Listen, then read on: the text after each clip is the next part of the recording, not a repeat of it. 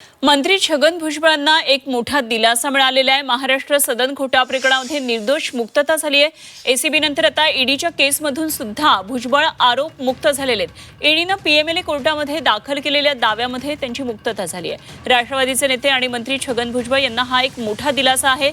महाराष्ट्र सदन घोटाळा प्रकरणामध्ये भुजबळांची निर्दोष मुक्तता आता झाली आहे आणि एसीबी पाठोपाठ ईडीने सुद्धा दाखल केलेल्या गुन्ह्यामधला भुजबळ आता निर्दोष सुटलेले आहेत। तर प्रेडिकेट ऑफेन्स नसेल तर ईडीची केस सुद्धा उभी राहू शकत नाही आणि या आधारावर भुजबळांची निर्दोष मुक्तता करण्यात आली आहे।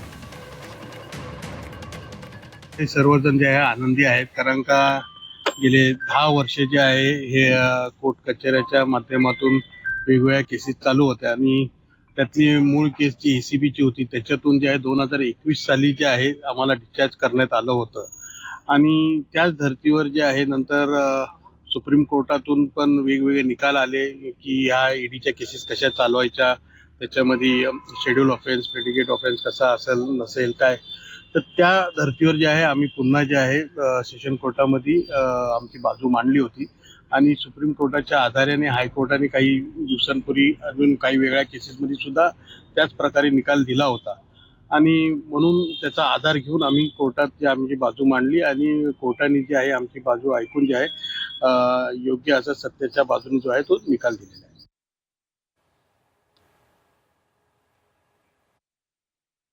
छगन भुजबळ यांच्या विरोधामध्ये किती बोंबा मारल्या ती पहिली केस आहे। छगन भुजबळ 2.5 वर्ष जेलमध्ये राहिले, आमच्यासारखे लोकही राहिले, पण आज भुजबळच्या सर्व प्रकरणामध्ये ईडीपासून EOWपर्यंत त्यांना निर्दोष असल्याचा निकाल दिला।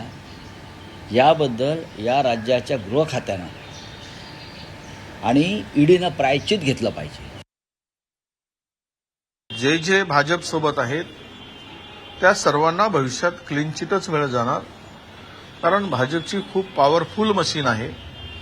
ज्या मशीनमध्ये जे घुसतात ते स्वच्छ होऊन निघतात, हे आत्तापर्यंत प्रूव्ह झालेलं आहे आणि त्यामुळं यात काही नवीन आहे असं मला वाटत नाही। जे 2.5 वर्ष त्यांचे जेलात गेले त्याची भरपाई कशी होणार, त्याची जबाबदारी कोणाची असणार, जे आरोप करून ज्यांना टाकलंय त्यांची काही नैतिक जबाबदारी आहे की नाही यावरही जनता विचार करेल। चौकशी झाली, मुक्तता झाली, मग त्यांना जी 2 वर्षाची कारावास झाला होता तो खोटा होता। मला वाटतं अशा अनेक केसेसमध्ये शिक्षा होतात, प्रथमदर्शनी काहीतरी समोर येतं आणि नंतर चौकशी आणती, त्यात काही स्पष्टता येते। एकच केस नाही, आपण अनेक केस बसायला म्हणजे अनेक गुन्ह्यात, मी सांगणार नाही कुठल्या काय कुठल्या कलम म्हणून, पण अनेक गुन्ह्यामध्ये असं होतं तर सगळ्यांना 100% लोक जे जेलमध्ये जातात त्यांना शिक्षा होते असं कुठे नाहीये मला असं वाटतं। आणि म्हणून काही चौकशी अंती शेवटी काही निष्पन्न झालं नसेल आणि त्यामुळे त्यांची सुटका झालेली आहे।